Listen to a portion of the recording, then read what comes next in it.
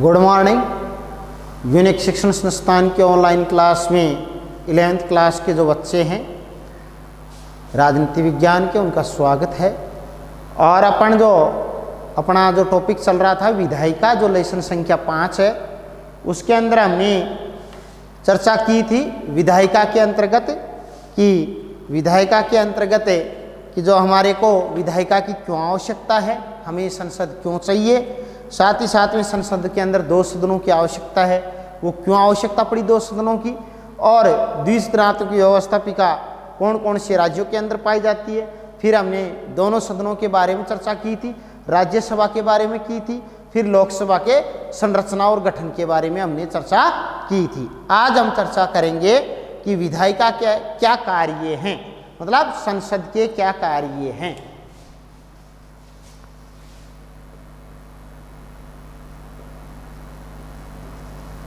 संसद के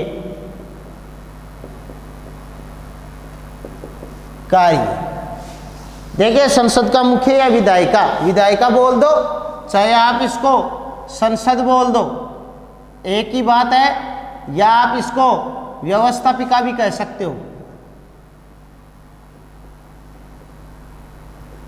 जिसके अंतर्गत इसके अंदर 2 सदन पाए जाते हैं। हमारे यहाँ पर लोकसभा और राज्यसभा, ये दोनों सदन मिलकर के क्या काम करते हैं, वो क्या कहलाते हैं, संसद के कार्य। संसद का या व्यवस्थापिका या जो विधायिका, इसका मुख्य कार्य विधि बनाना, कानूनों का निर्माण करना। इसके अलावा भी बहुत से कार्य हैं जो ये अपने संपादित करती है। वो कौन कौन से कार्य हैं, जैसे हम उनके बारे में चर्चा करें तो इन कार्यों के अंदर जैसे पहला कार्य है इसका विधायी कामकाज।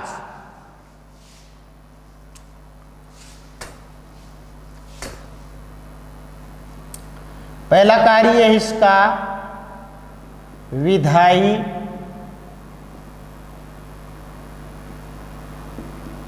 कामकाज।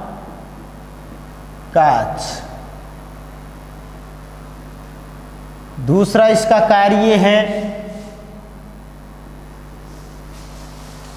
वो है कार्यपालिका पर नियंत्रण।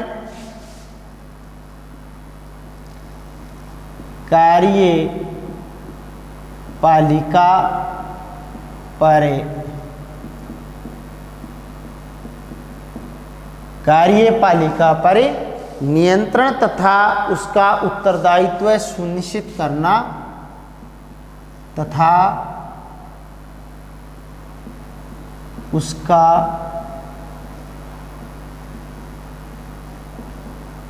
उत्तरदायित्व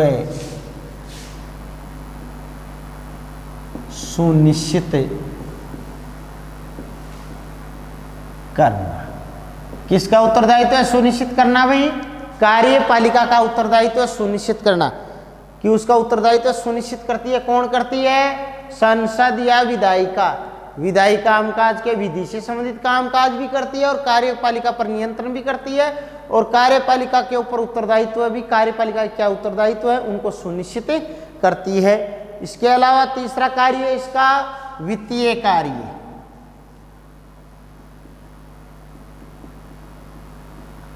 वित्तीय कार्य। चौथा काम कौन सा करती है संसद? वो काम करती है प्रतिनिधित्व भी करती है। प्रतिनिधित्व। और 5वां कार्य कौन सा है भाई इसका? वो है बहस का मंच। बहस का मंच, ये देश को विचार विमर्श करने का एक मंच भी उपलब्ध करवाती है। अगला जो कार्य है वो है इसका संवैधानिक कार्य। 6वां कार्य है संवैधानिक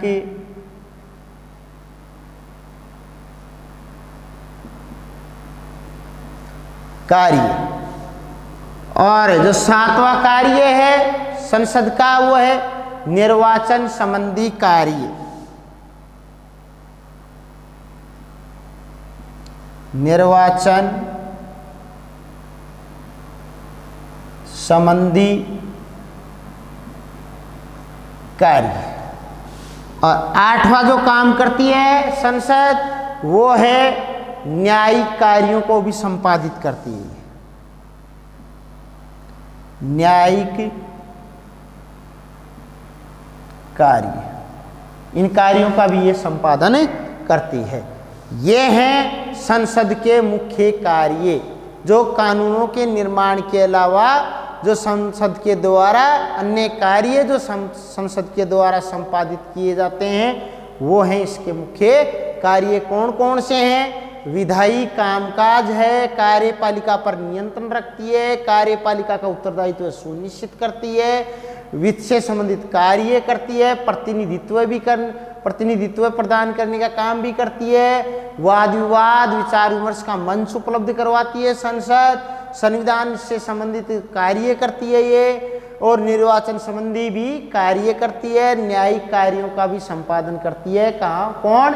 संसद या व्यवस्थापिका या विधायिका।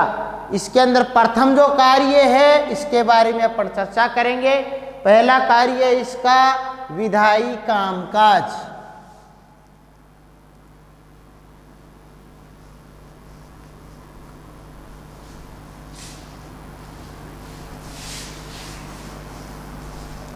पहला कार्य इसका विधायी कार्य या विधायी कामकाज। संसद पूरे देश के लिए या देश के किसी भाग के लिए कानून बनाती है। कानूनों का निर्माण करना संसद का मुख्य कार्य है।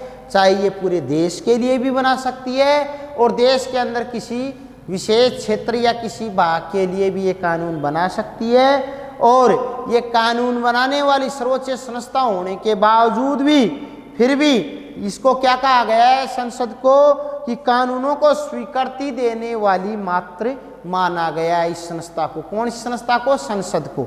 संसद को क्या माना गया है कि कानूनों का निर्माण करने वाली संस्था होने के बावजूद भी ये केवल कानूनों को स्वीकृति देने वाली संस्था मात्र है।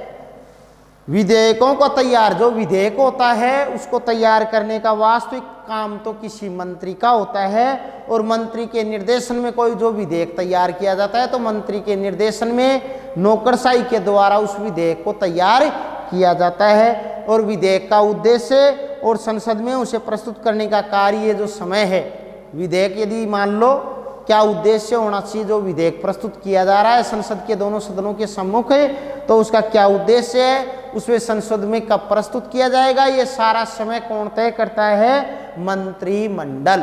कौन तय करता है? मंत्रिमंडल। तो मैंने आपको मंत्रिमंडल और मंत्रिपरिषद का मैंने अंतर बता दिया था। मंत्रिपरिषद का आकार बड़ा होता है, मंत्रिमंडल का छोटा होता है। मंत्रिपरिषद में से ही मंत्रिमंडल का निर्माण होता है। जो मंत्री स्वतंत्र प्रभार होता है, अपने विभागों के स्वतंत्र प्रभारी होते हैं, उनको कहा जाता है मंत्रिमंडल।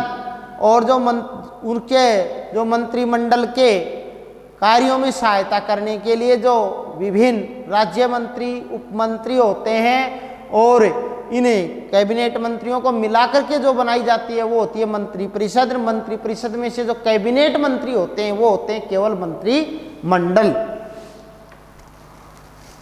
कोई भी महत्वपूर्ण विधेयक बिना मंत्रिमंडल की स्वीकृति से संसद में पेश नहीं किया जा सकता है। जब तक मंत्रिमंडल स्वीकृति नहीं देगा उस विधेयक को संसद में पेश नहीं कर सकते हैं। और संसद के अन्य किसी निजी सदस्य भी कोई विधेयक प्रस्तुत, संसद का कोई निजी सदस्य होता है वो भी इस विधेयक को प्रस्तुत कर सकता है, पर बिना सरकार के समर्थन के ऐसा विधेयक पास होना संभव नहीं है। निजी विधेयक पेश तो कर देगा परंतु उसको पास करना वो पास ही नहीं होगा क्योंकि उसको सरकार का समर्थन प्राप्त नहीं होगा। तो ऐसी स्थिति में विधायी कामकाज के अंतर्गत क्या क्या मुख्य बिंदु आए? संसद पूरे देश या देश के किसी संसद पूरे देश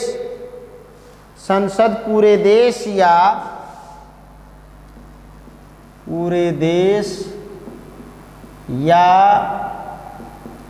देश के पूरे देश के लिए भी या फिर देश के किसी भाग के लिए, देश के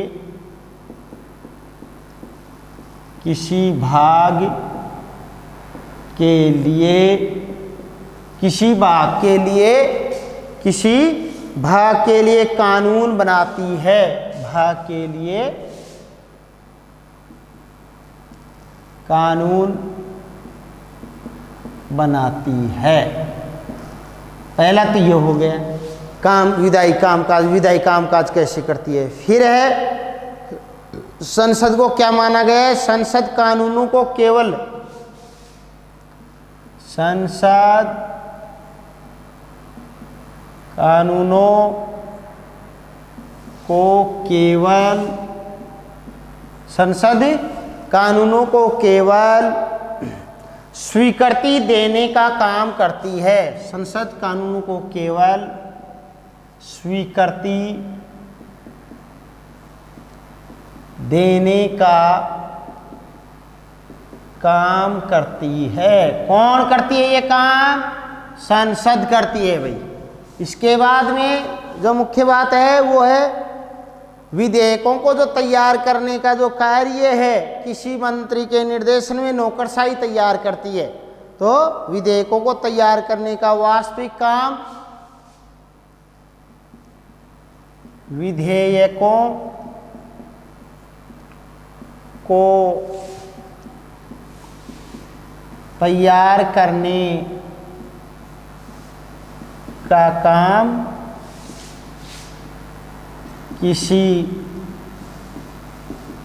मंत्री के निर्देशन में, किसी मंत्री के निर्देशन में नौकरशाही करती है। नौकरशाही करती है। कौन करती है भाई? नौकरशाही करती है। विधेयक का उद्देश्य और संसद में उसे प्रस्तुत करने का समय मंत्रिमंडल तय करता है। तो विधेयक, जो विधेयक है, विधेयक का उद्देश्य, विधेयक का उद्देश्य और संसद में प्रस्तुत करने का समय, प्रस्तुत करने का जो समय है, प्रस्तुत करने का समय मंत्रिमंडल तय करता है। मंत्रिमंडल क्या करता है? तय करता है। कौन करता है? ये काम भी मंत्रिमंडल ही तय करेगा। क्योंकि देखो, संसद से दोनों सदन प्लस राष्ट्रपति को हम क्या कहते हैं? संसद। संसद से क्या अर्थ है? संसद का अर्थ है, संसद के अर्थ के अंदर आता है राष्ट्रपति प्लस लोकसभा प्लस राज्यसभा बराबर संसद। इसको हम क्या कहते हैं? संसद। संसद से क्या तात्पर्य? राष्ट्रपति, लोकसभा और राज्यसभा। राष्ट्रपति और दोनों सदनों से मिलकर के किसका निर्माण होता है? संसद का निर्माण होता है। तो इस प्रकार से देखो, संसद पूरे देश या देश के किसी भाग के लिए कानून बनाती है। संसद कानूनों को केवल स्वीकृति देने का काम करती है और विधेयकों को तैयार करने, जो विधेयक होगा, पहले विधेयक होता है, फिर वो कानून में बदलता है। जब उसको राष्ट्रपति के द्वारा स्वीकृति दे दी जाती है तो किसमें कन्वर्ट हो जाता है? किसमें? विधेयक को कानून बदल जाता है। क्योंकि यहाँ पर देखिए, राष्ट्रपति भी किसका हिस्सा है? संसद का। लोकसभा भी किसका हिस्सा है? संसद का। राज्यसभा भी क्या है? संसद। इन तीनों को एक जगह मिला देंगे तो क्या बन जाएगी? संसद।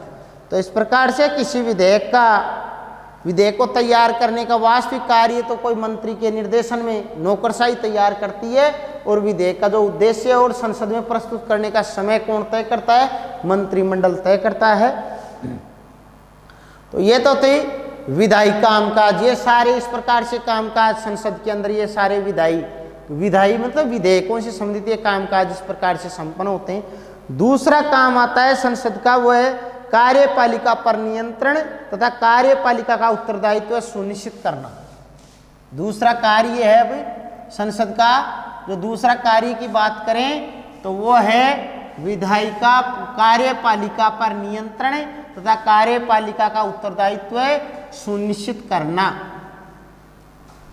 संसद के कार्य में दूसरा कार्य है, 2 नंबर का कार्य है, वो है कार्यपालिका पर नियंत्रण।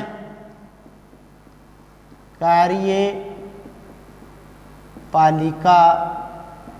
पर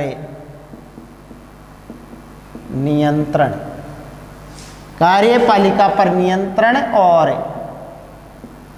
कार्यपालिका पर नियंत्रण रखती है संसद और कार्यपालिका का उत्तरदायित्व सुनिश्चित करना। और कार्यपालिका का उत्तरदायित्व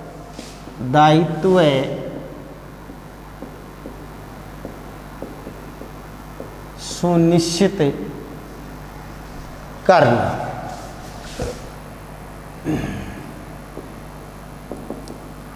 देखो इसके अंदर कार्यपालिका के ऊपर किस प्रकार से नियंत्रण रखती है, कौन नियंत्रण रखती है, वही संसद। किस प्रकार से नियंत्रण रखती है तो देखिए, कार्यपालिका पर नियंत्रण और कार्यपालिका का उत्तरदायित्व सुनिश्चित करती है कौन, संसद। नियंत्रण भी रखती है और कार्यपालिका का क्या उत्तरदायित्व है उसको सुनिश्चित करती है कौन, संसद। किस प्रकार से, संसद का सबसे महत्वपूर्ण काम कार्यपालिका को उसके अधिकार क्षेत्र में सीमित रखने। ये संसद का सबसे महत्वपूर्ण कार्य है कि कार्यपालिका को उसके अधिकार क्षेत्र में सीमित बना करके रखे, साथ ही साथ में उसका उत्तरदायित्व सुनिश्चित करे। तो इस प्रकार से कार्यपालिका पर नियंत्रण तथा उसका उत्तरदायित्व सुनिश्चित करना संसद का सबसे महत्वपूर्ण कार्य। संसद का सबसे महत्वपूर्ण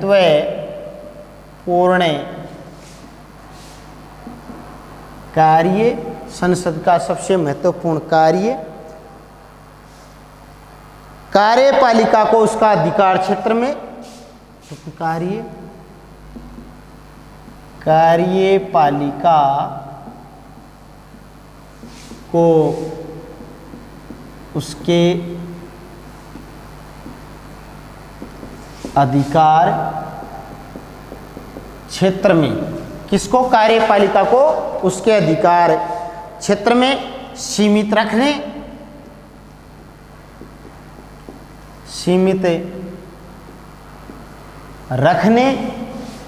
तथा जनता के प्रति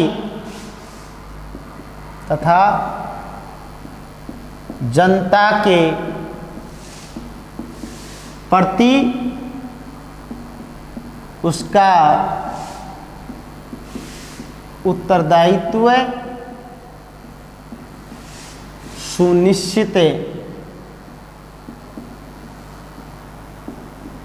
करना है।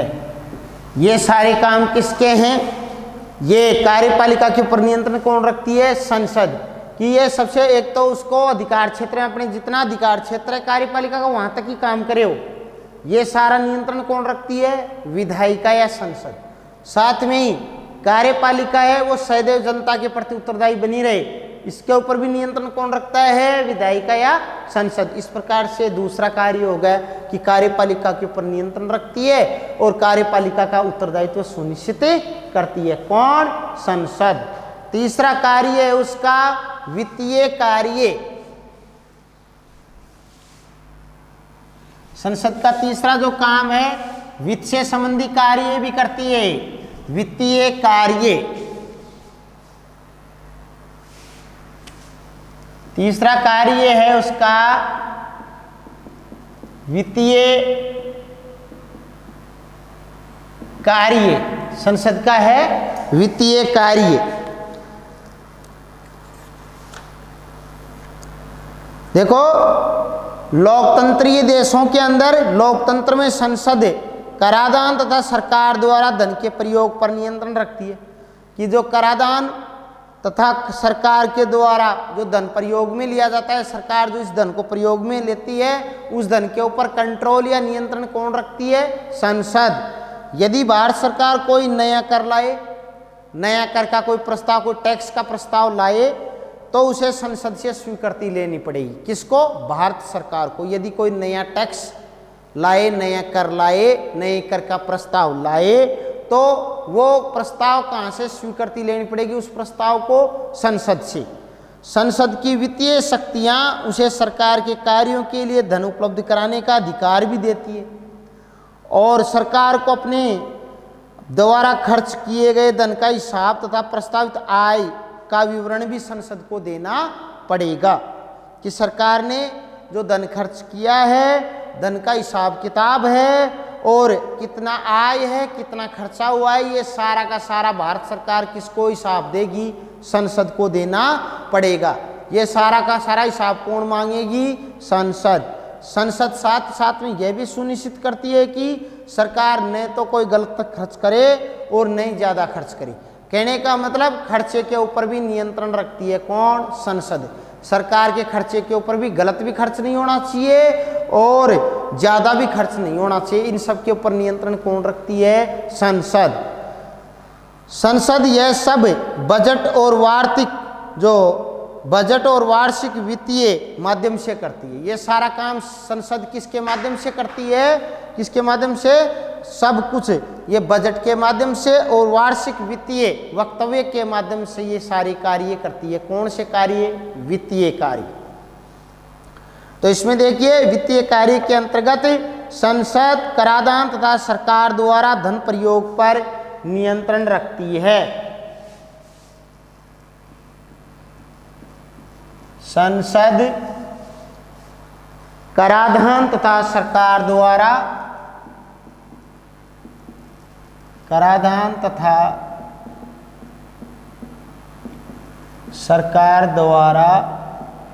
संसद कराधान तथा सरकार द्वारा धन के प्रयोग पर नियंत्रण रखती है। सरकार द्वारा धन के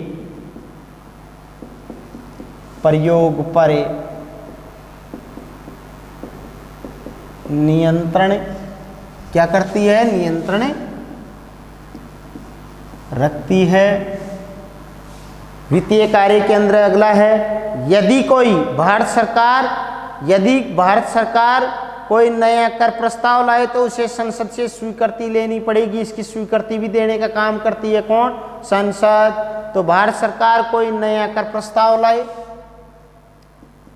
भारत सरकार कोई नया करे प्रस्ताव लाए तो, यदि कोई नया कर प्रस्ताव लाए तो उसे संसद की स्वीकृति लेनी पड़ेगी। लाए तो उसे संसद की स्वीकृति लेनी पड़ेगी। इस प्रकार से यहाँ पर भी संसद का नियंत्रण होगा। वित्त के मामले में भी सरकार को अपने द्वारा खर्च किए गए धन का हिसाब तथा प्रस्तावित आय का विवरण भी संसद को देना पड़ता है। तो सरकार को अपने द्वारा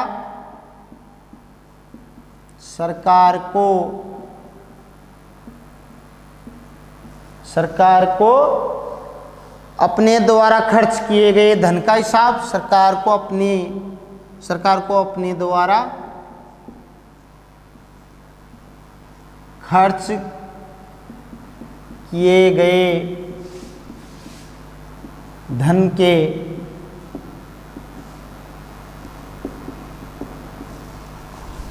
को अपने द्वारा खर्च किए गए धन के हिसाब तथा प्रस्तावित आय का विवरण किए गए धन का हिसाब तथा तथा प्रस्तावित आय का विवरण तथा प्रस्तावित आय का विवरण, आय का विवरण संसद को देना पड़ता है। संसद को देना पड़ता है। ये सारे काम किसको करने पड़ेंगे? संसद को देना पड़ेगा, सरकार को हिसाब देना पड़ेगा। किसको? संसद को। तो संसद हिसाब किताब लेने का काम भी करती है और आय का विवरण की भी देख रेख करती है। कौन? संसद। ये कार्य भी करती है और साथ ही में संसद यह भी सुनिश्चित करती है कि सरकार ने तो गलत खर्च करे और नहीं ज्यादा खर्च करे। संसद यह भी सुनिश्चित करती है कि क्या सुनिश्चित करती है? यह भी सुनिश्चित करती है कि सरकार ने तो गलत खर्च करे, करती है कि सरकार न तो गलत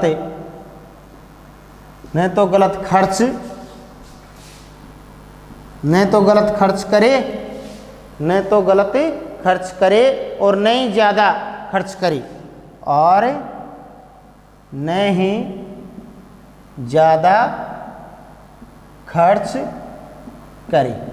तो इस प्रकार से ये सारे कार्य बजट और वार्षिक संसद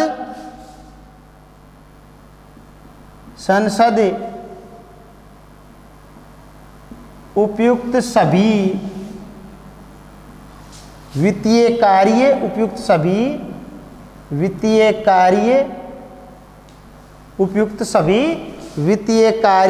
बजट और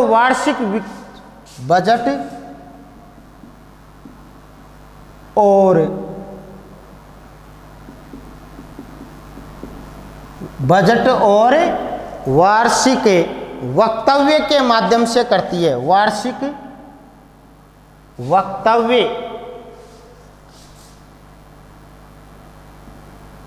वक्तव्य के माध्यम से करती है। तो इन सारे कार्यों का संपादन देखिए, वित्तीय कार्य में संसद कराधान और सरकार द्वारा धन के प्रयोग पर नियंत्रण रखती है। भारत सरकार यदि कोई नया कर प्रस्ताव लाए तो उसे संसद की स्वीकृति लेनी पड़ेगी। सरकार को अपने द्वारा खर्च किए गए धन का हिसाब किताब है वो जो सरकार को संसद को देना पड़ेगा। इस प्रकार से संसद सरकार के ऊपर नियंत्रण रखती है या कार्यपालिका पर। संसद यह भी सुनिश्चित करती है कि सरकार ने तो गलत खर्च करे और नहीं ज़्यादा खर्च करे। और संसदीय उपयुक्त जो भी कार्य हैं सारे किसके माध्यम से? बजट और वार्षिक वक्तव्य के माध्यम से इन संपूर्ण कार्यों को संपादित करती है। इस प्रकार से हमने आज संसद के जो कार्य हैं उनमें से जो शुरू के 3 कार्य हैं उनके बारे में चर्चा की। कौन कौन से? विधायी कामकाज के बारे में, कार्यपालिका पर नियंत्रण तथा उसका कार्यपालिका का उत्तरदायित्व सुनिश्चित करने के, और वित्तीय कार्यों के बारे में हमने चर्चा की है। कल हम चर्चा करेंगे संसद के जो आगे के कार्य हैं, प्रतिनिधित्व का कार्य, संसद बहस का मंच, संवैधानिक कार्य और निर्वाचन संबंधी कार्य और न्यायिक कार्यों के बारे में हम कल चर्चा करेंगे संसद के कार्यों की। धन्यवाद।